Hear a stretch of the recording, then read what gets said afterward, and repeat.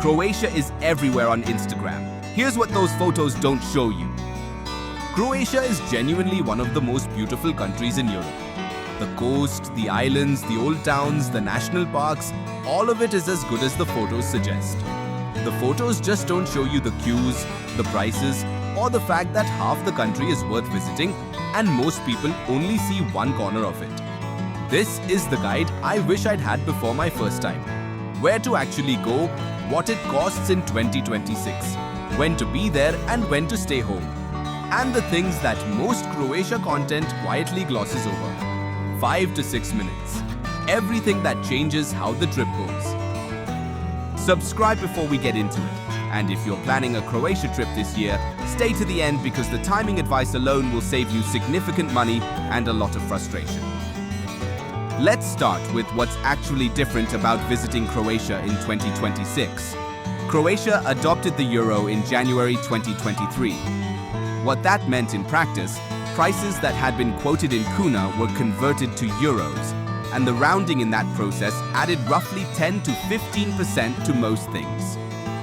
Hotels, restaurants, activities, all slightly more expensive than the pre-euro Croatia you'll read about in older guides. Not dramatically different, but real. Dubrovnik has a tourist management system now. Visitor numbers to the old town are monitored, and during peak season, July and August, it can feel like a bottleneck. The city itself introduced caps on cruise ship passenger numbers, which has helped slightly. But Dubrovnik, in the height of summer, still has more tourists per square meter than almost any city in Europe. That's not a rumor, it's the reality. The new coastal highway in southern Dalmatia has made getting around significantly easier. What used to be a 3-hour coastal road crawl has been cut in many stretches. And ferry connections between the islands have expanded. Croatia in 2026 is more accessible than it was 5 years ago. Whether that's entirely a good thing depends on when you go. Where to go? And this is where most Croatia guides fail you, because they show you Dubrovnik, mention Split, and leave you to discover the rest yourself. Let me give you the actual map. Dubrovnik first, because you're probably going. It's worth it. The old city walls at $35 are the best $35 you'll spend in Croatia. Walk them at 7 a.m. before the cruise ships dock, and you'll have the views almost to yourself. The problem with Dubrovnik is it's expensive and crowded and small. 2 nights maximum. Don't base your whole trip here. Split is better for most travelers. It's a real lived-in city built inside and around a Roman palace from the 3rd century AD. Diocletian's palace is not a museum, it's the city center. And walking through it to get coffee is one of the best things Croatia offers. Entry is free because it's just the street layout. Split has better food, better nightlife, more locals, and lower prices than Dubrovnik. Use it as your base. The islands, and here's where you need to choose carefully. Hvar is glamorous, beautiful, and expensive. Good for nightlife, vineyards, and a very specific atmosphere. But accommodation in summer runs $70 to $100 a night. Brač is larger, quieter, has the famous Zlatni Rat beach that shifts shape with the current. Vis is the one I'd pick. The most remote of the main islands, only connected to the mainland relatively recently. With a quietness and authenticity the others have largely lost. Vis coves are some of the most beautiful in the Adriatic, and in June, you can have them almost to yourself. Accommodation, $50 to $70. Korčula is often overlooked and shouldn't be. A medieval walled town on an island, allegedly the birthplace of Marco Polo, with wine production and a harbour that looks like a small Dubrovnik without any of the queues. And Istria, the northern peninsula that most Dalmatia-focused guides ignore entirely. Rovinj is a pastel-colored fishing town on a peninsula with a church tower rising above it that's one of the most genuinely charming places in all of Croatia. Pula has a Roman amphitheatre, the 5th largest in the world, built in the 1st century AD, sitting in the middle of the city and used for concerts in summer.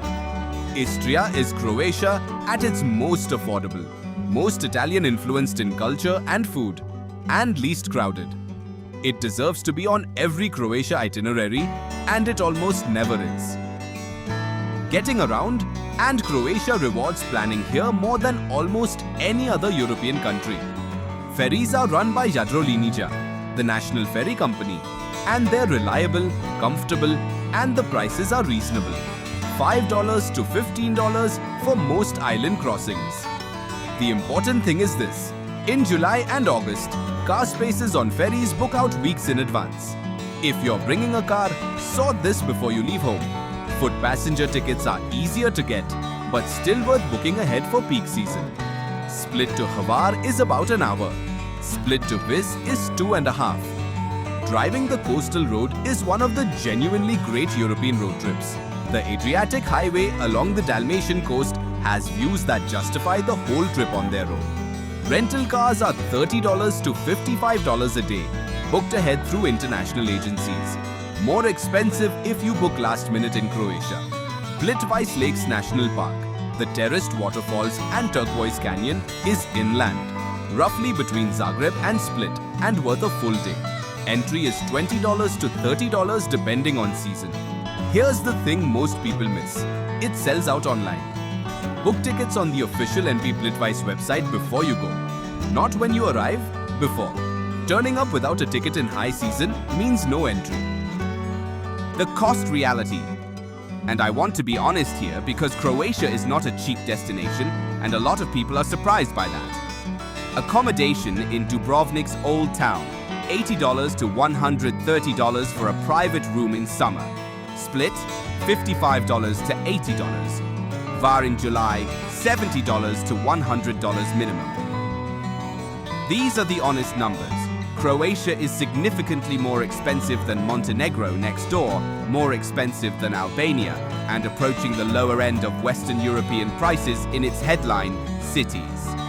Where it gets more manageable, private apartments through local agencies are often 20 to 30% cheaper than hotel rates and give you more space. The further you go from Dubrovnik, to Vis, to Istria, to Korčula, the more the prices come down. Istria in June is $40 to $65 for a quality private room, which is a very different trip financially. Food. Eating at a local konoba, a traditional Croatian tavern, runs $15 to $25 for a proper meal with wine. Tourist restaurants on Hvar's main square are $25 to $40. The local market in Split is excellent and cheap for self-catering. Daily food budget eating well but sensibly, $20 to $30. Overall daily budget, $80 to $130 in Dubrovnik and Hvar in peak season, $60 to $90 in Split, $50 to $75 in Istria and the quieter islands. Croatia rewards you for going slightly off the main circuit. The things that actually change how the trip goes, and this section is the reason the title says, what you actually need to know. July and August in Croatia are brutal, not in a dangerous way, in a logistically exhausting way. Ferries are packed, roads are slow, accommodation prices are at their absolute peak. The restaurants in tourist areas have no incentive to be excellent because the tables fill regardless. Dubrovnik in August is genuinely an ordeal unless you're committed to early mornings and late evenings and treating the middle of the day as a retreat to your room situation. June and September are different countries. In June, the water is warm, the wildflowers are still on the islands, the lavender on Hvar is in bloom, the crowds are a third of what they'll be 6 weeks later, and the prices are 20 to 30% lower. September. The Adriatic is at its warmest, the light is extraordinary, the summer visitors are gone, and the Croatians who've been serving tourists for 2 months are finally having their own lives back. The hospitality in September is genuinely better. One more thing, cash. Croatia is officially on the euro, and cards work almost everywhere in tourist areas. But if you're heading to smaller islands, rural konobas, or market stalls, carry euros in cash. Some of the best places to eat don't take cards. And rent a car for at least 2 days. The coast and the inland areas are completely different from each other, and a car gives you access to coves, viewpoints, and villages that no ferry or bus schedule reaches. The drives are among the best in Europe. Don't do Croatia entirely by public transport if you can help it. So, is Croatia worth it in 2026? Yes, genuinely and without hesitation. But with this caveat, Croatia rewards you for knowing how to visit it.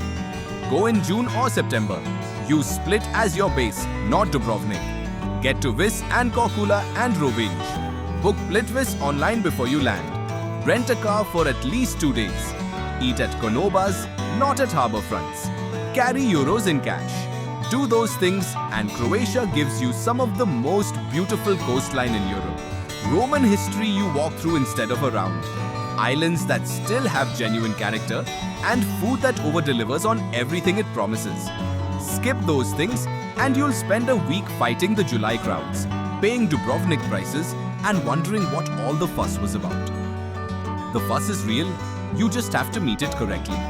Drop in the comments, have you been to Croatia or is it still on the list? And if you've been, which part surprised you most? Thanks for watching. If you like this video, don't forget to give it a thumbs up.